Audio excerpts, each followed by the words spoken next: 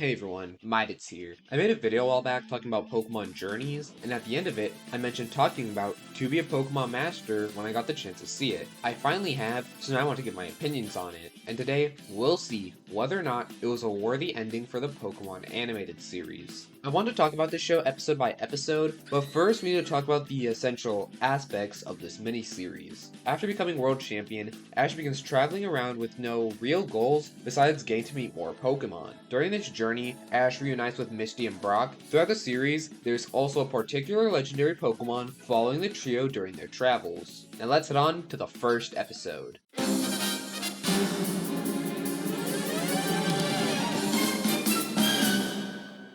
Ash and Pikachu are traveling by themselves now, and let me just say, I love the dynamic the two of them have during the intro. They're just both messing around with each other, similar to how they were in early Indigo League, except it's clearly different as it's two best friends messing around. Later on, Team Rocket captures Pikachu as usual, but what isn't usual is when Ash sends out Noivern, Donphan, and Sceptile. One thing you should know is that in almost every episode of the show, Ash brings out a completely different team. This is awesome since this is the end of the show, and it's great seeing tons of Ash's other Pokemon at least one last time. Of course, Ash meets Team Rocket, and he continues on his journey. Later on, Ash hears something crash into a lake, and it turns out to be a Latias that's injured. Ash has Weasel help him get Latias out of the lake, and Ash also tries healing Latias, which is difficult as it doesn't trust Ash. And at the same time, Team Rocket notices Latias. Later, Team Rocket constructs a machine to try to capture it, but as always, Ash stops Team Rocket, which leads to Latias trusting Ash. Ash says bye to Latias and continues his journey, although Latias is secretly following Ash. As you can see, quite a few things are different from journeys, besides what we already talked about with the old Pokemon returning. Ash, for right now, is traveling alone, which is honestly really cool to see. And like I mentioned before, Ash has no goal right now. I honestly enjoy this because the series has a relaxed feel to it, and as I've seen it be described by people, it feels like a victory lap for the show. Also, let me talk about the intro, and I'll specifically be talking about the English one. While I do wish it was longer, it's still absolutely great. They use an updated version of the season 1 theme, which is awesome, and when they show moments from throughout the show, they are the original footage and not remade, which I love as I feel that those scenes are way more nostalgic with their original look than if they were remade. And there are tons of cool moments from throughout the show that are in the intro. Anyway, let's move on to the next episode.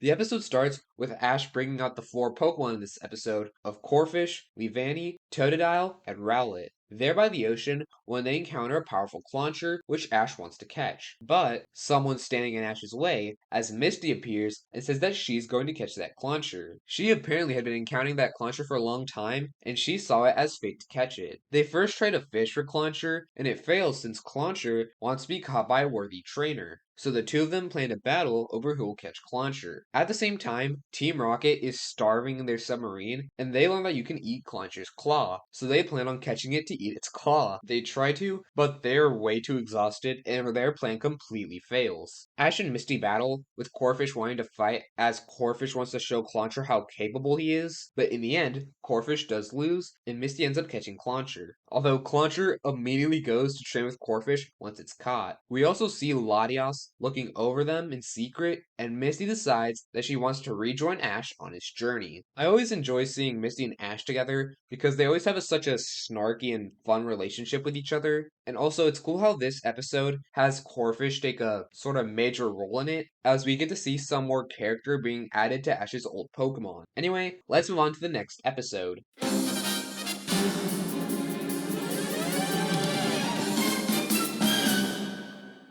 Ash and Misty are eating at a restaurant when they realize that Brock is working there. It turns out that Brock had a crush on the owner, so he began working for her to get her attention. Although Brock is heartbroken when he finds out she has a boyfriend she is soon getting married to. Misty and Ash try to make Brock feel better when suddenly Silence shows up. It's really neat seeing him here since he was one of the few companions that didn't return journeys. While the three of them try to help Brock, the Pokemon Hatterene uses its psychic powers to lure Brock into a nearby forest as Hatterene feeds off negative energy. The others try to get him back, but Hatterene uses its powers to send them out of the forest. They eventually reach Brock, and they learn that Hadarani is basically torturing Brock by pretending to be the woman he had a crush on. It would then constantly confess its love to Brock, then immediately show its hatred to him. While trying to save Brock, the Hadorini makes Brock believe that Ash is the girl's boyfriend, so Brock uses Steelix against Ash. But when one wild Pokemon is injured, Brock snaps out of it and goes to help the Pokemon. Due to Brock showing that kindness to the wild Pokemon, Hadorini lets Brock go. And during this, Latias is once again watching everything unfold. While Silent has to leave as he is returning to Unova for an event, Brock stays, finally bringing back the original trio. It is kind of a shame that we didn't see the return of any of Ash's Pokemon in this episode, although they easily make up with it with the return of both Brock and Silent. Also, in some instances, I really like the comedy in this miniseries because it feels a lot more witty, similar to how it was in the earlier season. There's not much left to talk about, so let's head on to the next episode.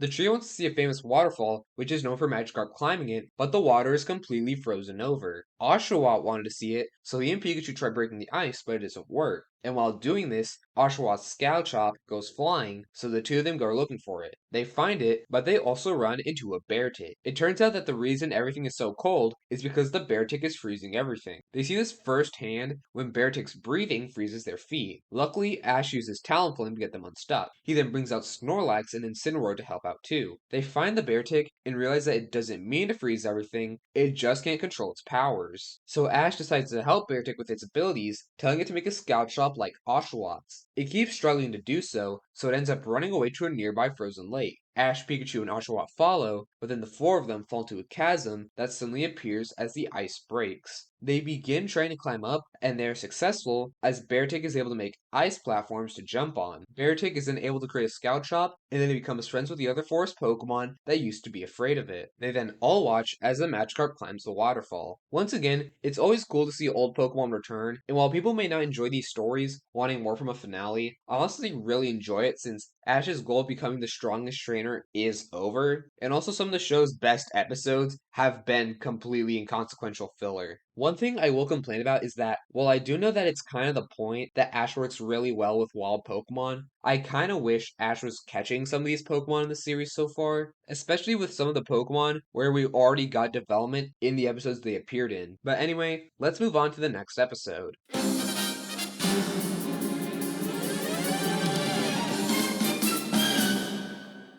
Alright, now this one is going to be good. The trio hears some kids talk about going to a show, and it turns out to be a show featuring the Squirtle Squad. I find what they do with the Squirtle Squad cool, as they take inspiration from Super Sentai, which most of us know as Power Rangers. They go to see it with Ash bringing out Bulbasaur and Charizard, who are also excited to see Squirtle again. The thing is though, Team Rocket are the ones who are managing the event, and when their merchandise runs out, they stop letting people talk to the Squirtle Squad. So Squirtle watches the trio leave, thinking that they just ignored him. Later, the group tries to talk to Squirtle at his hotel, but then Pikachu, Charizard, Bulbasaur, and Squirtle all begin fighting as Squirtle is still upset at them. One of Team Rocket's attempts to catch Pikachu fails so badly that not only do they not even get close to encountering Pikachu, but they accidentally cause a warehouse fire with their net. The Squirtle Squad and the trio both hear about the fire, so they head to the scene, and we see Ash, Brock, and Misty trying to stop the fire, and the Squirtle Squad takes off their superhero uniforms and returns to the original firefighter jackets to help also. Ash calls on the assistance of Bulbasaur and Charizard, and the three starters all save Pokemon that were stuck on the roof. In the end, the fire is dealt with and they are all back on good terms. As Squirtle is about to leave, Ash tells him that he wants to battle with him again one day. And when Squirtle leaves, a crowd starts rushing towards them. But they're actually there for Ash, who they realize is the world champion, as the trio ends up getting surrounded by a ton of fans. This feels worthy of being one of the final episodes. We get the chance to see some of Ash's first Pokemon for one last time, which is incredible to see. And I love how the Pokemon that Ash brings are really important in this episode, as the episode is centered around them. Also, I find it neat that we do see Ash being famous due to being world champion. Now, let's head on to the next episode.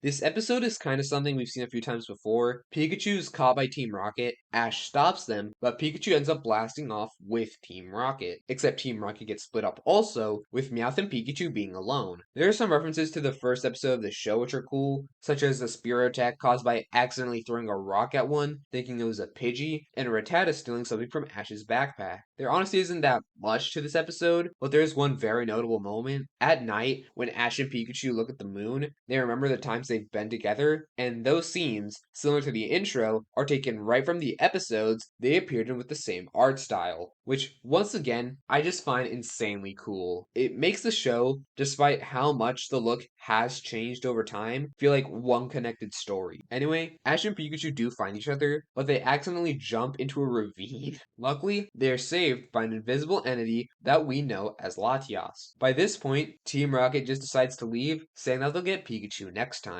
Dang, I completely forgot to mention that Snivy was in this episode. Sadly, that is the only Pokemon that returns, and while there isn't a ton to this episode, probably being the weakest so far, it is super cool getting to see those moments from across this series again. Now let's head on to the next episode.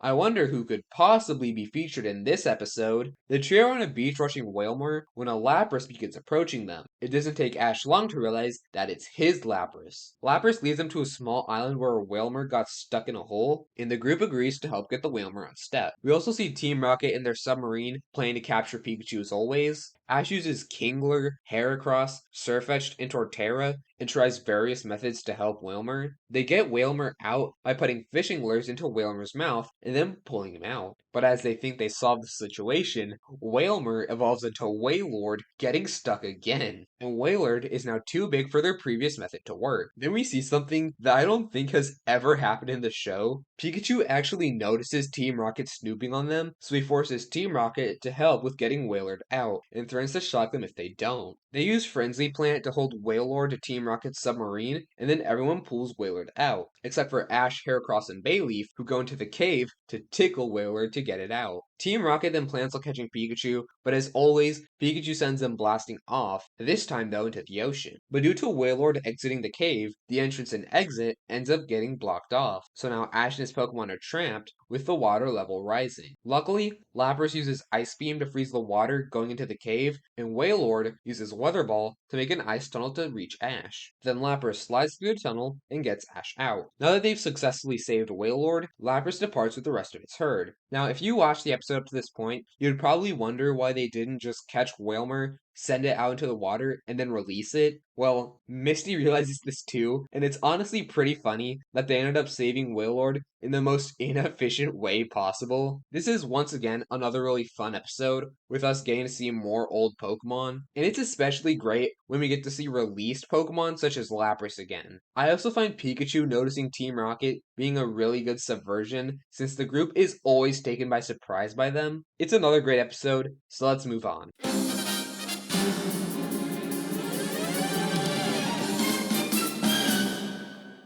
While in a town, the trio hears about how there have been multiple thefts recently that have been done by an unidentified Pokemon. The group looks around the most recent crime scene, and with help from Gengar, they find the culprit to be a Banette. Banette escapes though, and the group learns that Banette has only been stealing heart-shaped items. By looking at the Pokedex, they learn that Banette are dolls that come to life due to being abandoned. While searching for Banette, they find it on a rooftop where it accidentally drops a photo. Banette then tries to steal a heart-shaped hair tie Misty recently had gotten, and the trio chases after it to no avail. Brock then realizes that the doll in the picture must be Banette, and that it was stealing heart-shaped things because its owner had a heart-shaped hair tie. The trio decides they'll give Banette Misty's hair tie, and we then learn that Banette was left at home when the owner's family moved, and the movers accidentally left it there. They give Banette the hair tie and offer to look for Banette's owner. Unfortunately, they are unable to find her, and Misty realizes that the house in the picture is abandoned. This means that the girl in the picture has possibly grown up by now and might not even be in the town anymore. Later on, Banette decides to go on a train car to find its owner, and Gengar, who's alone, waves goodbye to Banette.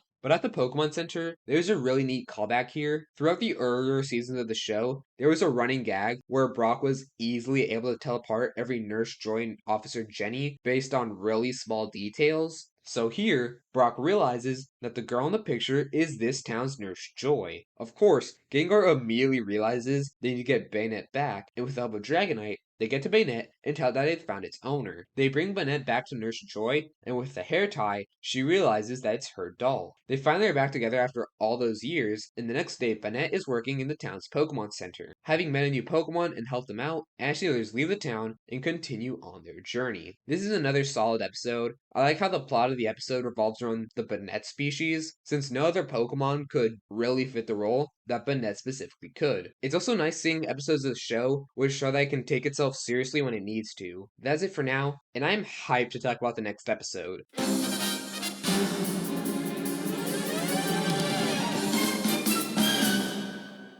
The episode begins with a real deep cut Pokemon returning, that being the Delibird from Team Rocket headquarters that appeared occasionally throughout the early parts of the show. It turns out that Giovanni wanted Team Rocket to take responsibility for the Pokemon that they caught. That means almost all of Team Rocket's old Pokemon return this episode. These include Mime Jr., Seviper, Yanmega, Woobat, Frillish, Gourgeist, Carnivine, Yamask, Amoonguss, Inkay, and Morpeko. Team Rocket is happy that they get to reunite with their old Pokemon, and they also remember the other Pokemon they used to have, that being Chimecho, Arbok, Lickitung, Dustox, Mimikyu, Weezing, Victreebel, Cacnea, and Moraine. Already, I love this episode. This feels like a proper way to send off Team Rocket by giving them back all of their non-released Pokemon, and since they have all their Pokemon, they are now ready to create the perfect plan to capture Pikachu. We then see Mime Jr., who appears to Ash and the others, and Mime Jr. says that he was trying to escape from Team Rocket, and while Pikachu doesn't trust Mime Jr., the others believe what it's saying. Especially when Team Rocket themselves appear and say that Mime Jr. betrayed them before being blasted off by Pikachu,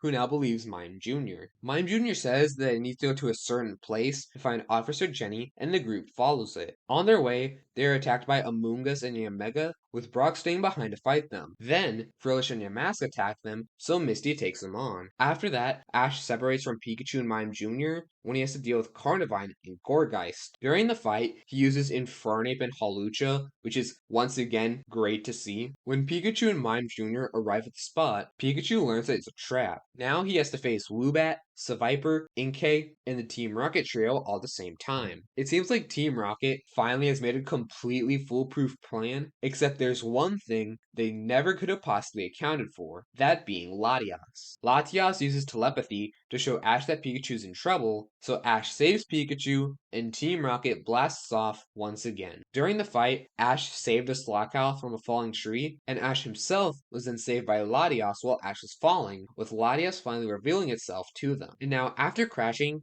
Team Rocket gets into a huge argument over who's at fault for their plan going wrong. This then leads to the trio disbanding as they all go their separate ways. Meanwhile, with the other trio, Latias shows him a cryptic vision of Latios, and as Latias is looking sad, Ash wonders what exactly the situation the two Pokemon are going through. This is another episode that feels worthy of being one of the final ones. We get to see the return of all of Team Rocket's Pokemon, as even the released ones all get mentioned, and with Team Rocket disbanding, as well as the Latias and Latios situation, we now have a clear storyline that we're following. Anyway, let's move on to the next episode.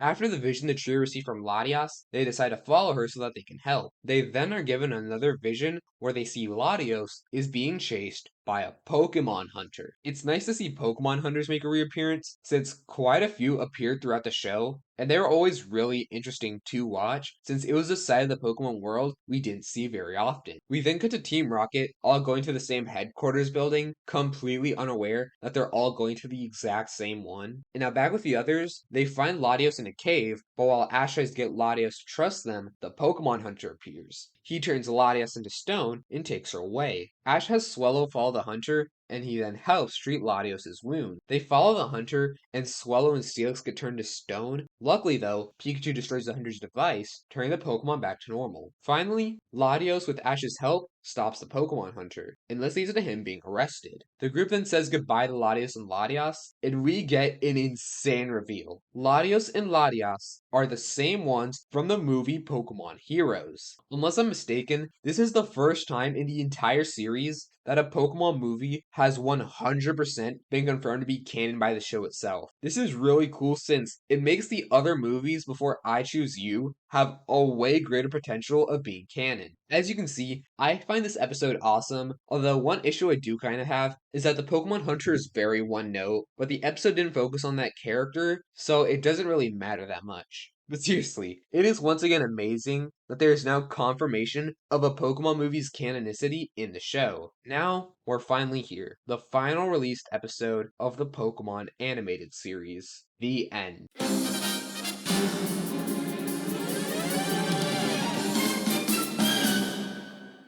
During the last episode, Ash decided he wanted to return to Pallet Town. Eventually, we reach the same three-way fork in the road from the end of the Johto series. Ash says goodbye to Misty and Brock, and he returns home. Later on, Ash goes to Professor Oak's lab, and there he sees Tracy, who says that starter Pokemon for new trainers just arrived. Ash goes to see them, but Charmander is missing. He searches for it, and eventually finds it in a small cave nearby, and during this, Ash runs into Gary. Back at the lab, Gary is about to leave, and he congratulates Ash on being world champion, but also asks a question. Now that he's a world champion, how close is he to accomplishing his dream? And this ends up leaving Ash really deep in thought. Meanwhile, Jesse, James, and Meowth are now doing cafeteria work at Team Rocket headquarters, and during this, they're still completely ignoring each other. But later, as Ash is walking through the Viridian Forest, we see once more that Team Rocket is back. One thing I find ironic is how similar Ash and Team Rocket are in that no matter what challenges come at them, they will always be determined to achieve their goals. Team Rocket gets Pikachu, and Ash tries to stop them, but he has no other Pokemon on him, and it seems that there's nothing Ash can do. But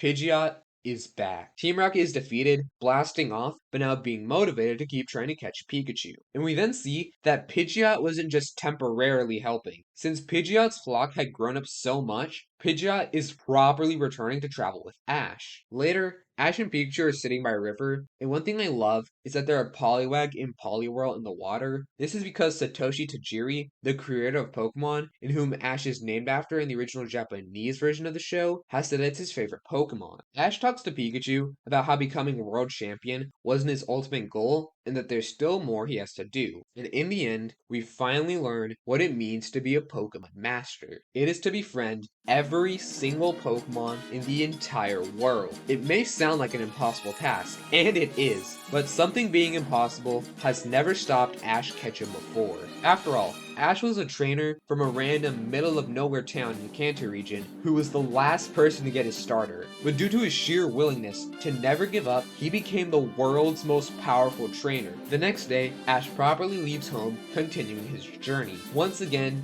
it's Ash and Pikachu, ready to travel and meet new people in Pokemon, with, of course, Team Rocket right behind them. And while our time with Ash Ketchum, Pikachu, Jesse, James, and Meowth has come to an end, the journey will always continue. I honestly feel like this is a perfect end to the series. Ash Ketchum's journey would never end because it's clear that Ash never wants it to end. And the whole point of a Pokemon journey is that it's a never-ending adventure. And I also feel that the definition of being a Pokemon master is perfect. Pokemon has never truly been about getting gym badges and becoming the strongest. It's always been about getting to meet new Pokemon. Once again, it makes perfect sense that Ash's goal is a near impossible task, since Ash never plans on ending his journey. While I feel that some things could have been done differently in this miniseries, I feel that at least this episode is a near perfect ending for Pokemon. I adore this series. I've been watching it for 9 years, and I've seen nearly every episode of the show. Following Ash's journey has been so interesting because at the start, he was not a good Pokemon trainer. He was awful, in fact. He got gym badges from means besides actually winning battles. He constantly lost throughout the early points of the show. He lost the Pokemon League because his Pokemon would flat out not listen to him. But despite this all, Ash